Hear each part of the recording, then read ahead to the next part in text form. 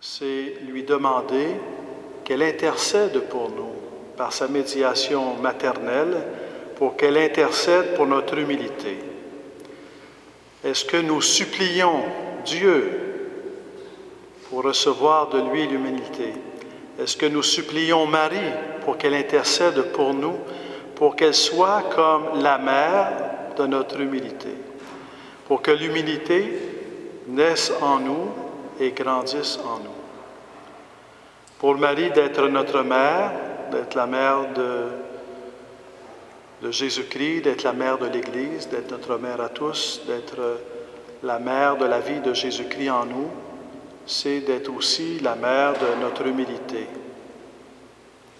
Et se tourner vers Marie pour la prier et lui demander l'humilité, c'est lui demander ce qui est de prier pour ce qu'il y a de plus indispensable. Mais on comprend en même temps que l'orgueil de Satan, comme notre propre orgueil, est rébarbatif, est tenace, et se défend et se débat, et que dans ce sens-là, il y a comme un affrontement, dans un certain sens fondamental, entre Marie et Satan, qui se joue au niveau de l'affrontement entre l'humilité et l'orgueil. Et comme par humilité, Marie est devenue la mère de Jésus-Christ, dans la mesure où nous lui demandons d'intercéder pour notre humilité, mais par notre humilité, notre cœur s'ouvre, pour recevoir Jésus-Christ. Par la grâce de son humilité, Marie est celle qui a le mieux accueilli Jésus-Christ. En l'accueillant dans son corps, elle l'a accueilli dans son cœur. Ce n'est pas seulement dans son corps que Marie accueille Jésus-Christ, dans son cœur. Et elle peut accueillir Jésus-Christ totalement dans son cœur parce qu'elle est totalement humble. Sans cette humilité totale, elle n'aurait pu accueillir totalement Jésus-Christ dans son cœur et dans son corps. C'est en vertu de son humilité de créature de Dieu et d'enfant de Dieu qu'elle accueille Jésus-Christ. Elle est celle qui a le mieux accueilli Jésus-Christ. Et dans ce sens-là, nous sommes guidés vers une deuxième demande que nous pouvons lui faire. Dans un premier temps, lui demander de prier pour notre humilité, elle qui est la plus humble des personnes humaines de l'histoire de l'humanité. Et lui demander aussi que nous accueillions Jésus-Christ, elle qui a le mieux accueilli Jésus-Christ, qu'elle prie pour nous, que par l'action de l'Esprit Saint, notre accueil de Jésus-Christ soit plénier et total. Comme Marie a accueilli Jésus-Christ par l'action de l'Esprit Saint, que par l'action de l'Esprit Saint, notre cœur se fasse ouverture généreuse, sans réserve, sans retour, confiante à Jésus-Christ. Marie est celle qui a le mieux accueilli Jésus-Christ et nous pouvons la prier pour qu'elle nous aide à accueillir Jésus-Christ. Elle est aussi celle qui a le mieux donné Jésus-Christ au monde. En étant la mère de Jésus-Christ, elle est celle qui a le mieux donné Jésus-Christ au monde. Et ayant donné Jésus-Christ avec son corps, elle l'a aussi donné avec son cœur. Ce n'est pas seulement que le corps de Jésus-Christ, de Marie qui donne Jésus-Christ, c'est son cœur. Elle l'accueillit dans son cœur, elle le donne avec son cœur.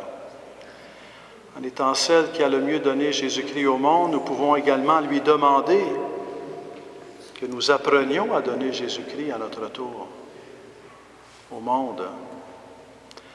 Dans le domaine de l'évangélisation, nous nous sentons bien fragiles, bien impuissants, nous sentons les résistances. Nous avons besoin de la prière de Marie. Nous avons besoin de sa médiation maternelle pour que nous apprenions à donner Jésus-Christ au monde. La flamme d'amour du cœur immaculé de Marie, c'est Jésus-Christ présent dans le cœur de Marie, accueilli par Marie, dans son cœur humble, accueilli par Marie dans son cœur humble et donné par Marie au monde. Humilité, accueil de Jésus-Christ, don de Jésus-Christ. Tout cela est présent dans le nom, la flamme d'amour du cœur immaculé. Être au service de Marie, c'est au service de la flamme d'amour du cœur immaculé, c'est au service de l'accueil Jésus-Christ qui vient nous transformer, mais aussi du don de Jésus-Christ. Il y a dans la flamme d'amour du cœur immaculé une soif d'aimer tous les êtres humains, une soif de toucher toutes les personnes de la terre, une soif de conduire à la vie éternelle chacun et chacune d'entre nous. Et dans ce sens-là, nous sommes renvoyés à la question: quelle est notre soif? Quelle est notre soif de donner Jésus-Christ au monde? Quelle est notre soif de prier pour la conversion? Conversion des membres de notre famille, conversion des gens que nous rencontrons dans nos milieux, au travail, dans la société, conversion du monde dans lequel on vit. Prions-nous pour la conversion du monde. La flamme d'amour du cœur immaculé veut enflammer les cœurs, comme un flambeau qui vient pour embraser une forêt. Comme un flambeau a le pouvoir d'embraser une forêt, la flamme d'amour a le pouvoir d'embraser nos cœurs. Et dans l'immense plan de Dieu, insondable plan de Dieu, Dieu veut embraser les cœurs par le don de Jésus-Christ et par la médiation maternelle de Marie.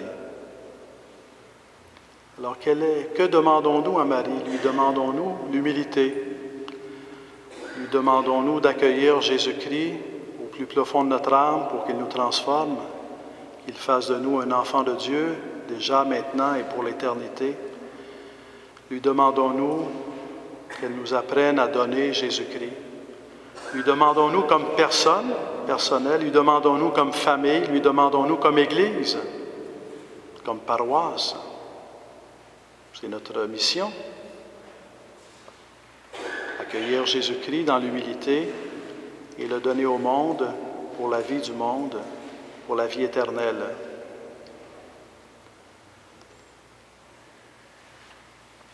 Alors vous priez Marie, pour plusieurs d'entre vous depuis longtemps, pour d'autres depuis plus récemment. C'est important de prier Marie. C'est nécessaire. Saint Louis-Marie Grignon de Montfort disait: on peut aller à Jésus-Christ sans Marie, mais avec Marie, on y va plus vite. Soyons pressés d'aller à Jésus-Christ. Soyons pressés d'accueillir Jésus-Christ dans notre vie. Soyons pressés de donner Jésus-Christ au monde. Cessons de tourner en rond. Prions Marie.